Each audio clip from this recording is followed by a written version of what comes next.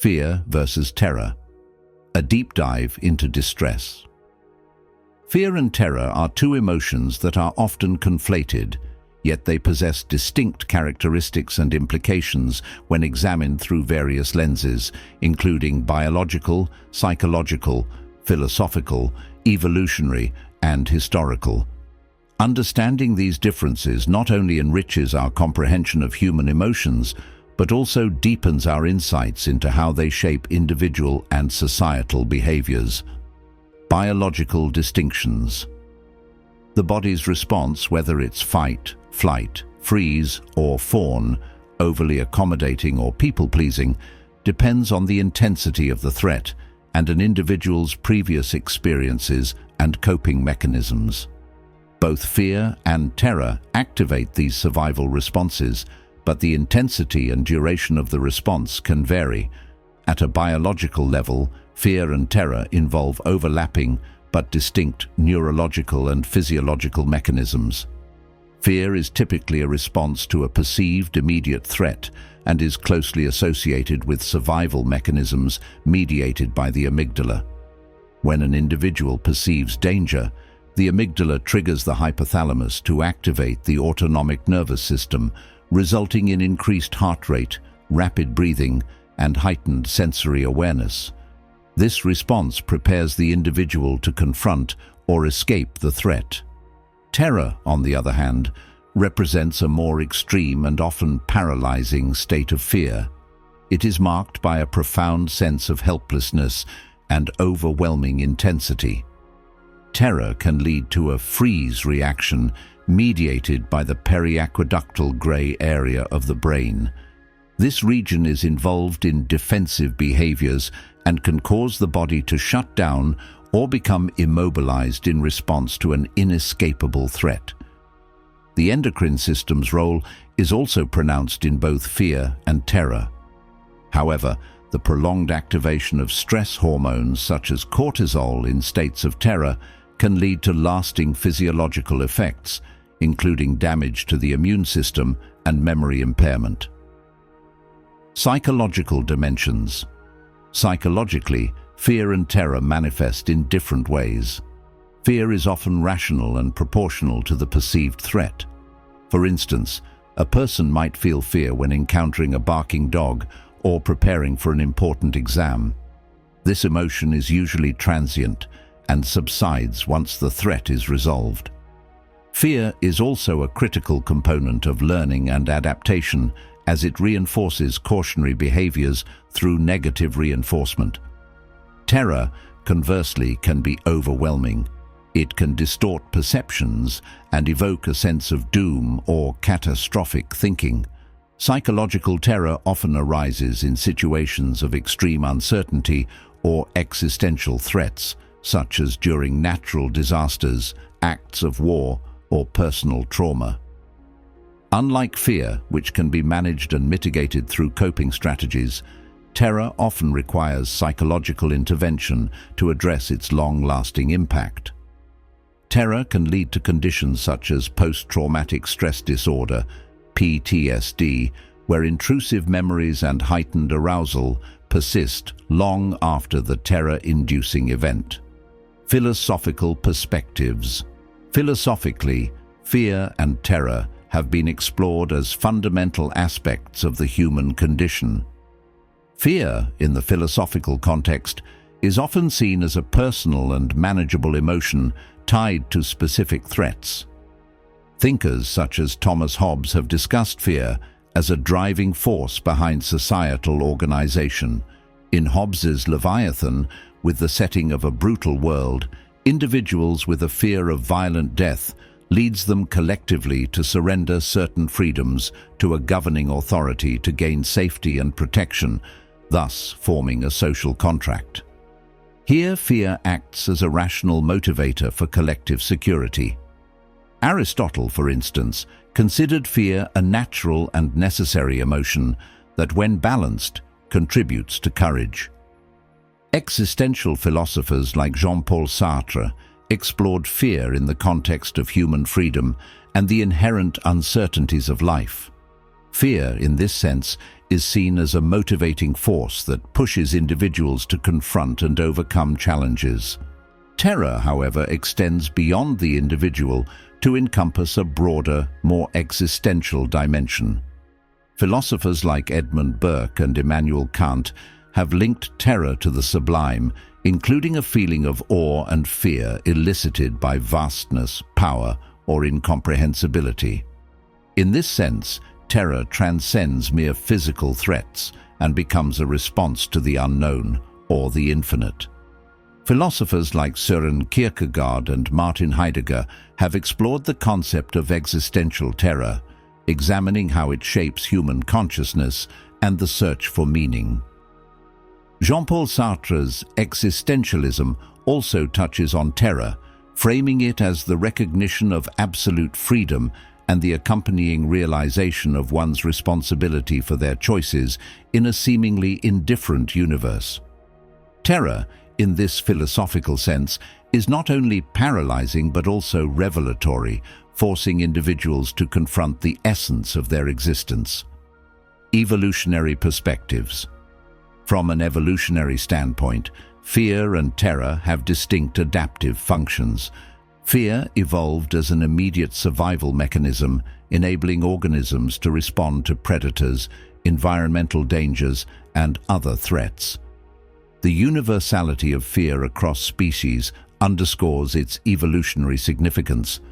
For example, the fear response in animals, such as a deer fleeing from a predator, demonstrates its role in enhancing survival and reproductive success. Terror, while less frequently discussed in evolutionary terms, may have evolved as a response to extreme, unmanageable threats. Situations that evoke terror often involve scenarios where immediate action is futile, such as being cornered by a predator or facing a natural disaster. The freeze response associated with terror might have conferred an evolutionary advantage by making individuals less conspicuous to predators or conserving energy during inescapable crises. Additionally, the social transmission of terror, where one individual's terror signals danger to others, may have reinforced group cohesion and collective survival strategies. Historical contexts. Historically, fear and terror have been wielded as tools of power and control. Fear, being more localized and specific, has often been used to influence individual behavior. For instance, fear of punishment has been a cornerstone of legal systems and moral codes throughout history. Societies have relied on fear to maintain order and deter unwanted behavior, with examples ranging from ancient laws like Hammurabi's Code to modern criminal justice systems. Terror, on the other hand, has been employed on a larger, more systemic scale, often as a means of subjugation or ideological enforcement. The reign of terror during the French Revolution exemplifies the use of terror as a political strategy to suppress dissent and consolidate power. Similarly, regimes such as Stalin's Soviet Union or Pol Pot's Cambodia utilized terror to instill obedience and eliminate perceived enemies. In these contexts, terror transcends individual fear and becomes a collective experience, permeating societies and altering historical trajectories. The role of terror in warfare and terrorism further illustrates its historical significance. Terrorist acts are designed to instill extreme fear and helplessness, not only in direct victims, but also in broader populations, thereby achieving political or ideological objectives. This manipulation of terror highlights its capacity to disrupt societal stability and provoke far-reaching consequences. Comparative analysis. While fear and terror share commonalities as responses to threats, their distinctions are evident across these dimensions.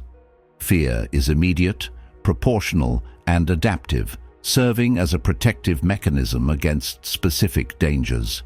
Terror, in contrast, is overwhelming, sometimes irrational and paralyzing, arising in situations where control is perceived as impossible. The interplay between fear and terror also reveals their dynamic nature. Fear can escalate into terror when a threat becomes more imminent or unavoidable. Conversely, terror can subside into fear as individuals regain a sense of agency or control. This fluidity underscores the complexity of these emotions and their profound impact on human behavior. Cultural interpretations. Cultural contexts further shape the experience and expression of fear and terror. In some societies, fear is stigmatized as a weakness, while in others, it is embraced as a natural and even necessary aspect of life. Terror, with its more profound and existential implications, is often enshrined in cultural narratives, myths, and rituals. For example, ancient Greek tragedies frequently depict characters grappling with terror in the face of fate and divine retribution, reflecting cultural anxieties about human limitations and cosmic order. Modern media and literature continue to explore fear and terror, particularly in genres such as horror and thriller. These narratives often play on universal fears while amplifying elements of terror to evoke intense emotional reactions.